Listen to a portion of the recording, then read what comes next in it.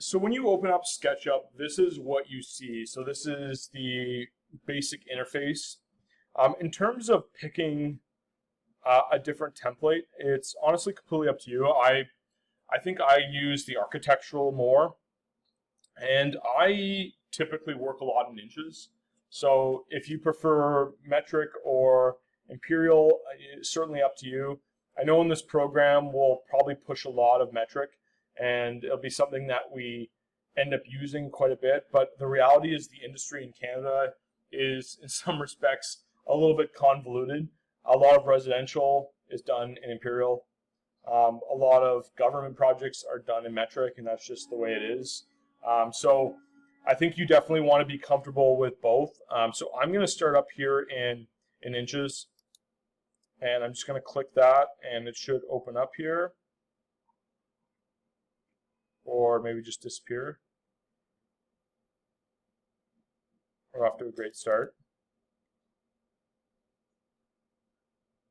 SketchUp may have crashed. All right, okay, maybe it didn't. All right, we're good here. So this is the SketchUp interface. As I kind of talked about, my toolbar is on the top here, but you can actually grab it and you can drag it to the side, like so. Doesn't really matter. I kind of prefer mine to be at the top there, and I have this extra one, which maybe let's just get rid of that for now. And we'll get rid of that one for now. So we have this basic toolbar here at the top, and I really want to get you in drawing very quickly. And so what we would typically want to start with is just drawing a box. So I'm just going to grab this pencil tool here, and we're going to go down to our area here, and we're going to draw a box. And right now I don't have a lot of length or characteristics to it, so I just drew that line. But as I draw a line here, you can see that it snaps in different directions. So green goes straight, red goes basically in the x-axis, and you can also see down here in the corner, you can see these different axes here. And so you can see green goes in the direction of the green line, red goes in the direction of the red line, and then blue would be vertical. So blue is going straight up. And so you can use those lines as a way to kind of orient yourself. So I'm going to go over here. If I wanted to give this line a length, I could type in 9 feet. And you can see when I type in 9 feet down, and I can't move my mouse right now, but if you can see down the bottom right-hand corner, it says 9 feet right now.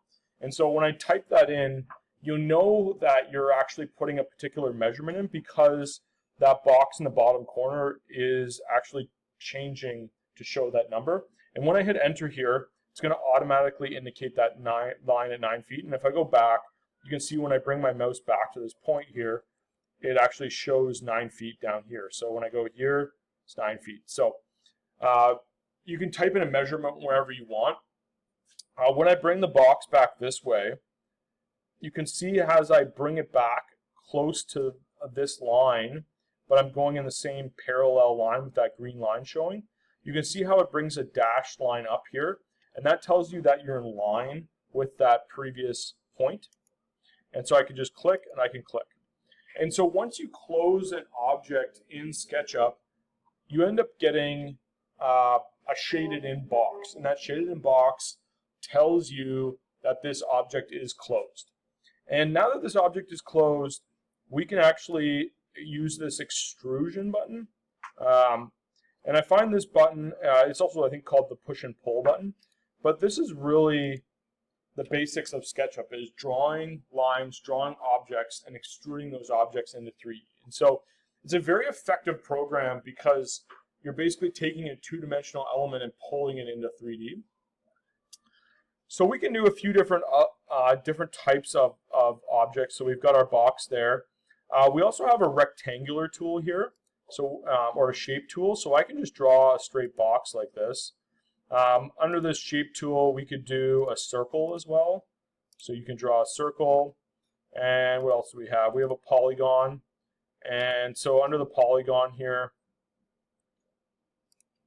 we have something like that. And so all of these objects we can extrude.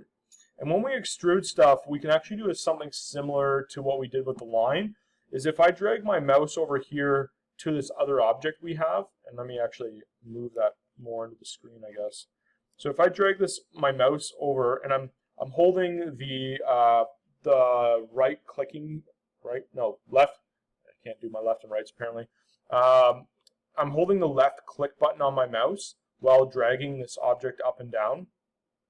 And I'm just going to move my mouse over to a point on the other object. And you can see by doing that, I'm actually aligning the height. The other thing I can actually do is, you can see how there's a blue dot now in the middle here. And that actually indicates the midpoint of the object. So I can actually drag this object up to the midpoint of that object. And I could theoretically do the same with this. So I could drag this one up to that midpoint. So these are actually proportionally half and half and half in terms of size.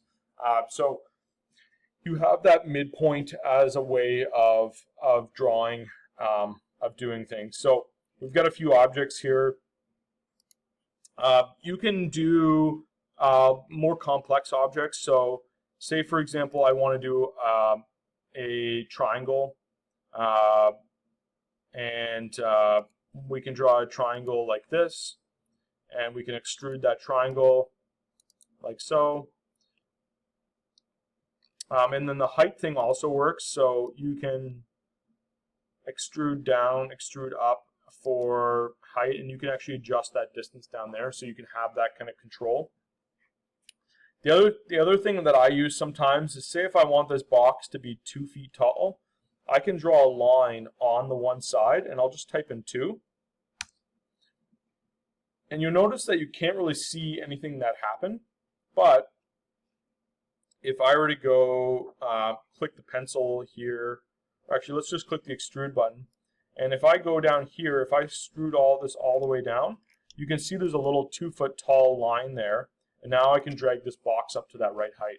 And so that line's kind of invisible, but it is there, and so that's kind of a way to draw stuff. The next thing that we can do, which is maybe far more interesting, is we can actually subtract from these elements. And so if I were to grab this pencil, and if I wanted to subtract the corner of this object, I can pick a random point, and I can draw over a box like this. And so that box is now on our other box, but I can actually grab the extrude tool, and I can extrude this in. And so we can essentially abstract from that box. And then if we drag that all the way to the end, as I just did there, I'll do it again. As I drag this all the way to the end, if we get to the end part of this line, you can see how we have the red dot there.